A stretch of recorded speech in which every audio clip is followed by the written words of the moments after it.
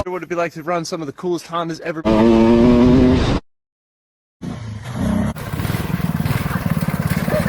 Our job as parents is to embarrass the hell out of her. So what do we have here, babe? What happened? Staying warm. Their outdoor wood boiler. 3 3-wheelers and a little 4-wheeler? Haha, this is gonna be awesome. Definitely makes Mr. Ryan's amazing world that much more amazing. Just when you think you can't get any sexier, I tell you. Awesome stuff. Have a great day, everyone. All right, well, in this video, here's our bus. This is a 1971, and I put a 2001 Subaru engine in here. And, well, basically, I have another Subaru that I need to get rid of, and I need to take the engine out. So what I'm gonna do is I'm gonna show you basically how to remove the wiring harness and what you need to do to get ready to build your bus or other Volkswagen. So let me show you what. All right, here's our other donor car. I believe this is an 01 Subaru Legacy. And well, I took the doors off. I'm slowly getting rid of the stuff off this car because, well, it's a piece of junk and we need to get rid of it. And all I really want is the engine, which is a 2.2. Probably one of the better engines to use for conversion. Fits very nicely inside most Volkswagen compartments. If you're using a Bug, you're gonna have to do a tiny bit of notching to fit this part on the side. Overall, it's pretty simple to pull these engines out. There's only a couple bolts back here and hoses, wires, whatever. I would recommend keeping the throttle cable stuff. You can hook up with that later. On the bus, I did not keep the air conditioning, but this one I'm gonna keep the air conditioning set up. This way it's, you know, one more thing to have in there. Other important thing that you need in these cars is this magical box right here. Now this sits up in here. This is your computer. And the hardest thing about all this is this wiring harness is integrated into the whole rest of the car's harness. So it's very tricky to go through and figure out what you need and what you can get rid of out of all this stuff. Now it's easy to pull the doors. Okay, we don't need those wires. We can get rid of most of that. We'll cut this apart. I'll strip most of the whole dash out so you could see, and it's just a sea of wires once we pull it apart. Little trick, get it running, and while it's running, start clipping your wires. Maybe clip 5, 6 wires, shut it off, start it again. As long as you can keep shutting it off and starting again, you don't need the wires that you took off. If you're all of a sudden you go to start and it doesn't work, you know it was one of those few wires you just cut. So which one is it? Put it back together and just, okay, that's the wire you need. Otherwise, start snipping, pull out what you don't, and in the end, you're really only left with a handful of wires. I think it was 2 main positive wires that go to this. The rest run the computer system off of the engine. They read all the sensors and stuff. Not a big deal. The hard part is to trace it through and know which ones you want. It just takes some time. And like I said, as long as you leave it running, you're good to go. Basically like these that are coming up to the coil packs, and the water temperature and pressure sensors, map sensors, throttle body sensor, all those need to be saved so you can read them later while the engine's running in your Volkswagen. Other key, make sure you have 1,000,000 ground wires. When you pull this apart, you'll see the one main black ground wire has about 50 little clips on it to ground it here, there, everywhere. That keeps all your sensors working, and this sensor here is attached to plastic and stuff, so you need a ground wire for that. This one here has some corroded metal between it all. You need to make sure there's a good ground there, and every one of them, all of a sudden it'll glitch a little bit and rev high and out of the blue for no reason. It's because there's not getting the proper ohms and resistance for the wire and for the sensor to show it what to do, because that's how it reads it and tells it where the position of that sensor actually is. So, I guess with all that said, let me get this thing fired up and start going through here and ripping and tearing. This thing is disgusting. I don't even want to go in this car. It's so gross. And I guess that's one of the reasons I took the doors off. It smelled so bad in there. But I'm sure the next time I show you this, it'll all be stripped or torn apart here, but I'll make sure to show you all the wiring and what you can do. The big yellow wire, you can see a piece of it right through here. That's all your airbag stuff. Not so important. Other than you just sit here waiting to get punched in the face by the airbag. You don't want to do that. Oh, I don't know. I'll find more stuff to tell you. Alright, well, she's up, she's running, putting along. Sounds pretty good other than a slight exhaust leak down here. That won't matter. Now the fun can begin. Now that we got that going, it's time to just sit in here and start clipping wires and see what you need and what you don't need. Like I said, leave the car run while you're doing it, and you'll slowly figure it out. Okay, you don't need all these. We still got to pull the dash apart, but I want to make sure I get the stupid car running, and well, we'll go from there. Sometimes it's, you know, as soon as you disconnect one of these things, all of a sudden the whole car could just die. But and one's running a fuel pump, and it may take a couple seconds for that, and it's really not that hard to trace them all. It looks like a nightmare, especially when you open this whole thing up. But, well, the big thing was getting the car started. It hasn't been started in a while, and now she's ready to go. All right, one thing really special about these engines is this little thing right here. This is your OB2 port, diagnostic port. Basically, you just plug a computer in, any code reader, scanner, and it's going to tell you what's wrong with the engine. There's plenty of people that just cut this out because it's more wires and, oh, I don't need it. One of the best things you could do is leave this, and all you have to do is add it to your wiring harness. I have mine in the bus tucked away up inside, so it's out of the way. But if it's running funny, I can plug that right into the code reader, and it'll give me a code, P34, something like that. And you just look it up quick on the internet, and P34, that's a throttle position sensor code. So okay, that's telling me right there that my throttle position sensor is not functioning correct, and you change that sensor and you're back on the road again. People were terrified to work on fuel injected stuff and computer controlled vehicles for years, and this is one of the greatest things ever. It tells you exactly what you need. So make sure you keep this in your car and add it. It's really not that hard. Just clip it out of there and you'll be good to go. All right, as you can see, this is the worst part of all of this, is trying to pull this dash apart. Basically, now I got in here, we can get this bar out of here. Make sure that you disconnect your airbag, because that's the last thing you want, is that to go off in your face. And all these switches, everything else that I'm pulling off here, I want to save the air conditioning stuff. These switches here, I hooked these switches back up so I can see what they are. Okay, cruise control and defroster, I don't need those. So it'll be very easy to trace all those wires and cut them. I do believe, again, same with the power mirror stuff, but leave it on there so it's easy to find it and cut it later. You do need to keep something back in here. I don't remember even what it's called. I'll have to figure that one out. But there's two little boxes or relays. I don't think these are them. I think they're hooked up inside here that you need to keep. But I'll find them and show you them in a minute. But meanwhile, it's hard to find all these stupid screws. They seem to be hidden back here, and it's a pain getting this apart. But, you know, and you get quite the pile of crap as you start pulling it apart here. But we're making progress. All right, at some point you may find it's easier to use a Sawzall to help get through this. I mean, you can see I just cut through the dash here, and there's still screws on the back side of this. So to try to get to these screws without pulling all this other stuff out of here, just cut it and get it out of the way. This main support here, take that out, and rather than take all these fancy screws off, you just hack right through it, and you'll be able to cut that out of there easier than finding these stupid safety ones, unless you have a set of those. Other than that, we're slowly getting there. Sawzall definitely helps. Okay, so back here, these are those two relays I was talking about that you need to keep. I don't exactly remember what they were for. It may have been fuel pump, something. They are wired to the computer. You do want to keep those. Pretty much all these other relays you don't need in here. Another trick is you're going to be taking off this front fender to get to the rest of the wiring that runs up through there to the main fuse box. But don't mess up this one. That's crucial. All right, well, we finally got this support out of there, and, you know, not without some injuries. I cut my thumb pretty good scraping on stuff and got my wrist a little bit. Dangerous, dangerous job, but, you know, if you want to be able to build one of these cars, you're going to get hurt sooner or later. Can't win it all.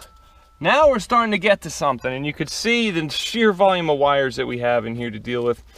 Next thing I'm going to do is I'm going to pull off all this black tape, electrical tape, so I could see exactly what I'm working with. And I'll start the car up and start pulling things off. I mean, there's a ton of this you don't need, but yeah, what a gross mess. Getting there, getting there. All right, as you can see, we have a nightmare of wiring. Little of everything here, and I have most all of it stripped off with the electrical tape that they wrap it with. And now's the fun part. You start the car up and you start cutting wires, and well, let's see what we can get rid of. Now, there's a certain way you could do this. I find it's kind of easiest to start with speaker wiring, wherever the heck the radio went to. Here's the antenna for the radio. Get rid of him. We don't need that's a noise suppressor there. Oh man, I don't even know where that went. Well, for example, we could start with this if we wanted to, the 4-ways. We don't need the 4-ways, so we can cut this, slowly work our way back, cut all these wires that are hooked to it, and keep going until we find the other end of it. Same with this whole set. This all goes to the dash cluster. You cut these and start working your way back through and pull out what you don't need in this mess of stuff here. And one thing we are going to keep, though, I don't know if we're necessarily going to keep these actuators. We will keep, well, these wires are not hooked to anything, so you don't need those. That just shows you right there you don't need that. But some of the stuff that's hooking to this thing to run these flaps, I think they're the blend doors. And then this is for your thermostat over here and your fan motor. We're going to keep some of those wires. I guess the fan motor will wire in separate, but maybe not, because it's all controlled by this. Not that we do want to keep the speeds, and we want the AC, and we may as well have the heat controls. Who knows what we'll do with it later, but at least we have it. I know in the bus I took and put this whole assembly underneath the rear seat. So it's pretty cool to actually have heat and the whole setup right underneath your seat. Worked kind of slick to have heat in a bus. But you got to be able to keep certain wires and get rid of the rest. So without further ado, let's see if we can get this thing to start back up. There we go. All right, there's another one you don't need the windshield wipers. And now you just take your steps and you just start going to town. And all right, well, we can get rid of this. We can get rid of that.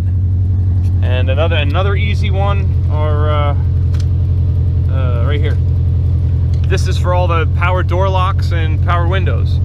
So we can pretty much know that we don't need any of that. So we can cut that whole set. And make sure you cut them one wire at a time, because if you cut more than one, you might, you know, okay, the engine's still running good. I would do 5-10 wires or so, shut the car off and start it back up again. And, well, you'll know if you missed one, and then you only have a couple to hook back up, like, okay, because one of these wires is running a fuel pump, so all of a sudden it'll run and then just die because it ran out of fuel. So you got, I don't know which wire that is. Also, you have a set going up front. You have one going through the firewall here. This will loop around behind this whole thing. We'll take that out eventually. And then it comes through your fuse box here, and then it runs along the fender behind that to this other fuse box up here. Now you definitely want to save these relays and these fuses. They're handy to have. I'll save the whole box, even though, you know, I don't really need it, but you only take 1 or 2 wires that are left to that when you're done. All these sensors, they unclip. You pull the whole set through. See, right here and right here are the wires that go through for most of that, like the windshield wiper motor wires. You don't need any of that, so you can cut that out. Just start getting rid of wires now, because it's confusing enough. So the sooner you can start to make this easy, I figured let me open it all up and show you really what you're kind of looking at before I start cutting wires and getting things out of here. Obviously, you don't need any of the airbag stuff, and the sooner you get them out of here, the easier it is. So good luck, and I'll show you more in a minute. All right, it may not look like much, but there are a ton of wires removed from here. You can see all these ones that have been snipped and clipped basically off of this, and it'll be easy to just trace those to the other side and follow them along, get them out of here. I mean, this is quite the bundle of wires already that have come out of here. Mainly the easy ones that you know what they are, but yeah, getting there. Still have a long way to go. All right, we are getting there. We are really ripping through some wires. You can see I cut most of those. They probably all tie together with here. Once we go through there, the rest should fall out when we get there. A couple neat things about this. When you start it up, one of these here, I believe it's this one, perhaps. Let's see if I can shoot this and show it.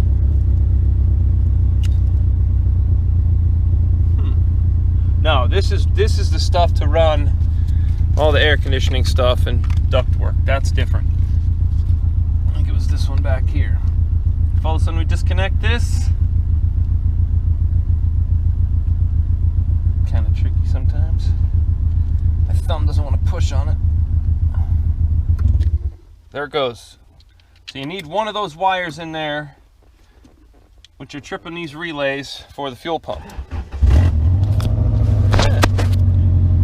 fires back up. Now, again, most of this we didn't need.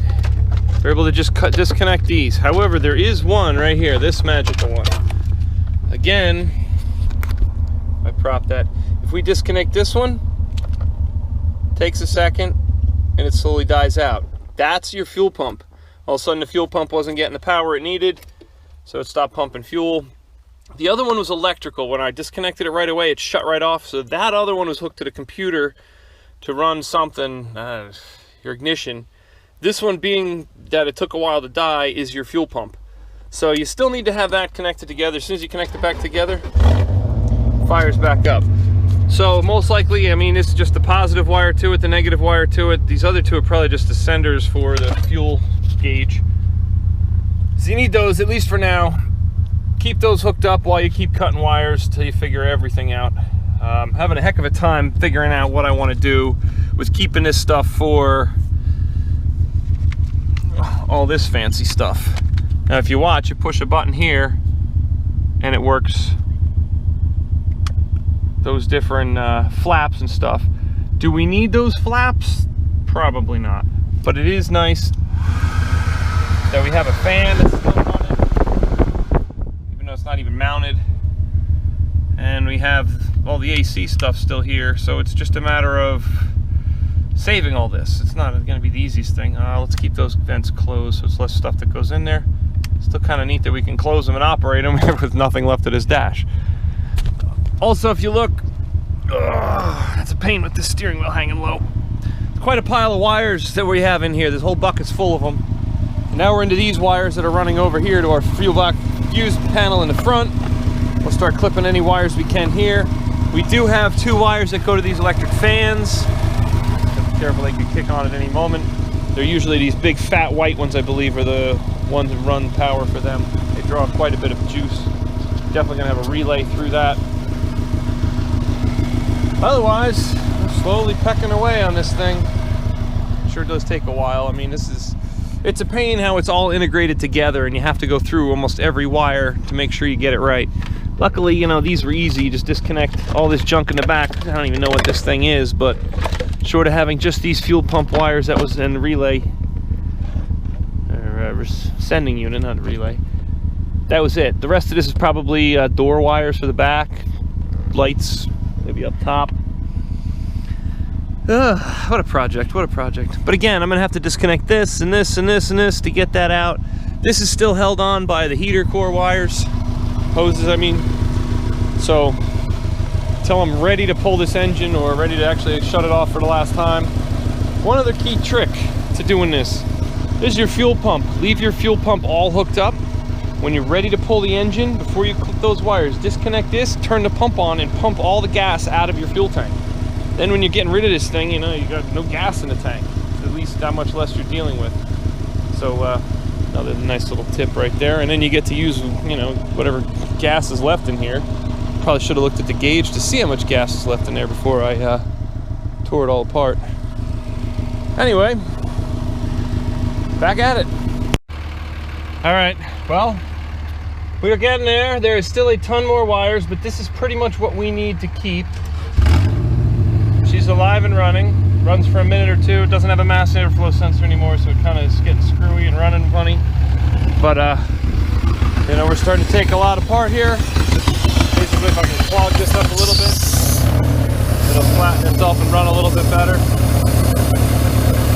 But, you know, there's a lot of work involved in this thing, and you can see all the wires we've had to pull apart from this main loom. You know, the ones that go to the windshield wiper motor. And these here are for the evaporation system for the emissions. We don't need any of that. We will keep these. Like I said, this one's for the mass airflow. Sounds a little bit like a tractor now. That's really all it needs is this thing. Seal that up and she starts running better. So most all these wires that go to the transmission, you can see these blocks got cut. We have one left here. It's probably just a ground onto both of them. We can probably get rid of that entirely. We'll know in a few minutes. A few left here. The lights, the horn. We don't need those. Some of these will pull apart more. This saving all this air conditioning and stuff. This is what most of these wires that are left here are from. I know the one when I did in the bus, I didn't even use this. I got rid of it, and it was only like 6 wires I ended up saving out of this. So this is adding a whole lot of mess, just keeping this. Other than that, we're getting there. We are pretty much ready to cut wherever that bottom went with the fuel pump wires right here. What I'll do is I'll have a piece of tape and I'll cut them. I always cut everything back on these connectors. Like if you look at these, you'll see I leave a little stub, because if you mess up, you can always add, you know, cut the casing off and rewire that back together and still use what you had. So it's kind of nice to leave that, but then you start cutting through these. Most likely the thinner ones are just for sensors or the fuel pressure, fuel gauge, and the thicker one, the red, is probably the positive lead that I need for the fuel pump. So we'll slowly pin those and take it from there. Actually, maybe as far as pinning those, maybe that's what I'll do, is I'll hook up my multimeter and it'll check it. Okay, when I turn this on, that's hot, and that's telling me that's the one that's, don't cut that until the end. And I'll start marking what these are all for. Like I said, you're saving these 3. Maybe, I think it might even just be these 2. I'll know once I go through this, but I know this metal one I remember in the bus, and I had it just tucked up inside. Gets confusing. But we're getting there, and at least turn the key and it's still running even without all these wires. And I mean, I filled that bucket twice, so that's quite a bit of wires. Glad to be done with most of that. And now we can start kind of taking the engine stuff apart. Again, we'll unhook all these wires so we know what everything's for and trace them, and okay, we get rid of this, that, and the other thing. The less wires, the better. These ground wires. Now this is super, super important here. You will find these everywhere, and all these sensors here are running off the resistance from those ground wires. This stupid thing, the mass airflow sensor, the throttle position sensor, everything runs off these. So when you hook this back up, make sure you put 1,000 ground wires. I mean, they're everywhere in this thing. There's 3 there. There's 2 more here, and then more so from the engine, the transmission, this and that. And you cannot put enough of those in there. The more you have, the better the engine will run, because it'll read off all these sensors. Even for these, for the throttle, fuel injection, everything. So we're getting there. Hey everyone. Well, why does this Subaru look like this? No doors, completely stripped out, wiring hanging out, and a missing engine? You're just gonna have to wait and see. Yeah. But basically everything out of this car is taken apart. The wiring is out. We just need to take a little bit more of that. Come follow this one. Well, here's the engine right here. This is a 2.2 liter Subaru engine. We'll take that off. But what are we gonna do? What do we want with this? On this bus for 10 years or so, it came as a parts bus when I did my other bus. So, you know, it's been sitting around, and, you know, it needs a few things here and there. It's got some damage on it a little bit. But overall, it's a bus in the woods at this point. Been sitting here for 10 years, buried in the ground. See the wheels back there. Now, it's got some holes in the side, and I can probably almost get my hand through somewhere. However, reality,